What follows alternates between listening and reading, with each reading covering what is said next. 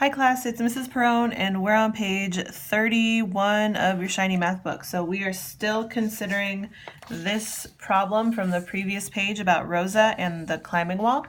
And we're going to solve the problem by reasoning about division. So we're going to be talking about the relationship between multiplication and division.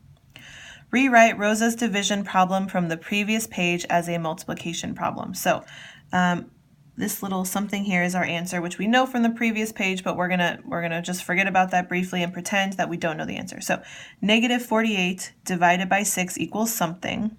We could rewrite that as multiplication by saying 6 times that something equals negative 48. So if we look at a simpler example, what I'm saying is like 12 divided by 3 equals 4, and therefore we know that 3 times 4 equals 12. So we have a relationship between division and multiplication, and then we just threw in a negative number here and an unknown, but we have the same type of relationship. So think about what you know about multiplying positive and negative integers. Will the missing number in the multiplication problem be positive or negative, and why? So if we remember our little tic-tac-toe board, it happens to work for division as well. Remember, you do the pluses down the diagonal and then minuses everywhere else. So this tells you the sign of your answer when you're multiplying or dividing two numbers that are positive or negative. So we have a 6, which by the way is positive, times something equals a negative. So if we match that to our table, a positive times a negative gives us a negative. So this number here must be negative. Whatever that missing number is must be negative. So we'll say we know that the missing number must be negative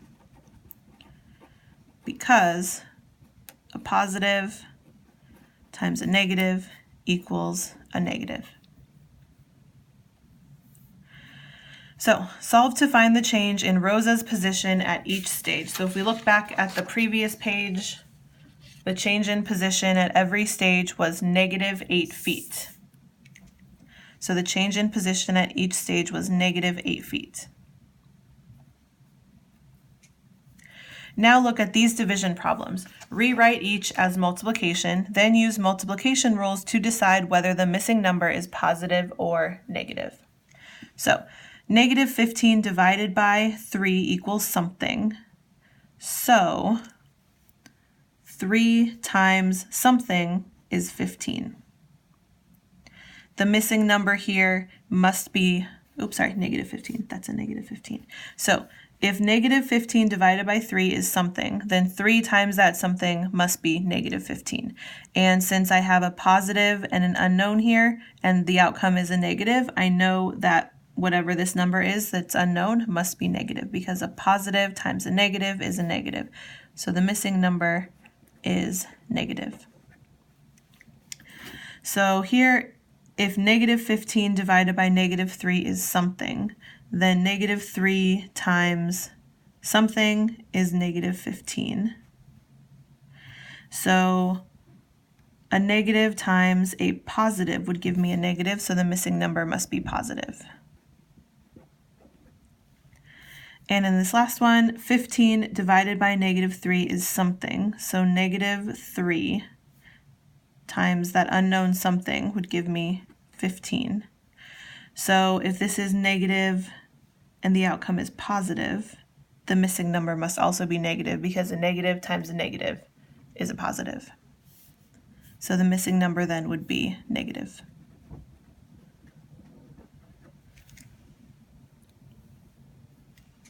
Use the multiplication rules to complete these statements about division with integers.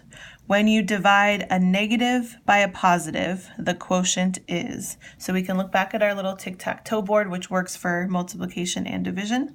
When you divide a negative by a positive, the quotient is negative. And by the way, a quotient is just the outcome of a division problem. So when you divide a negative by a positive, the outcome is negative. When you divide a negative by a negative, the quotient is positive. And we can take a look up here at our tic-tac-toe board. A negative divided by a negative is a positive. When you divide a positive by a negative, the quotient is negative.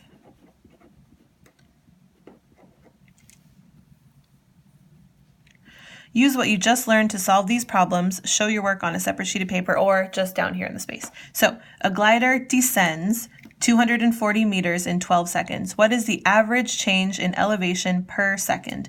So descending means it goes down, and we represent that with a negative integer. So a glider descends 240 meters in 12 seconds. What is the average change in elevation per second? So if it goes down 240 meters in 12 seconds, we're going to take that number and divide it by 12 to find how much it changed in elevation per 1 second. So we're doing 240 divided by 12. So you could grab your calculator or just reason through it. It's kind of like 24 divided by 12, which is 2, and then add a 0, so 20. And then a negative divided by a positive is a negative. So the glider would change, or the average change in elevation per second would be about negative 20 meters. So we'll put negative 20 meters per second. And then for the very last question here, and by the way, the mystery word for this page is Halloween. For this last problem here, we have a positive number divided by a negative number. So I know my outcome is going to be negative, and 54 divided by 9 is 6. So 54 divided by negative 9 is negative 6. Thanks for watching, and I'll see you in class.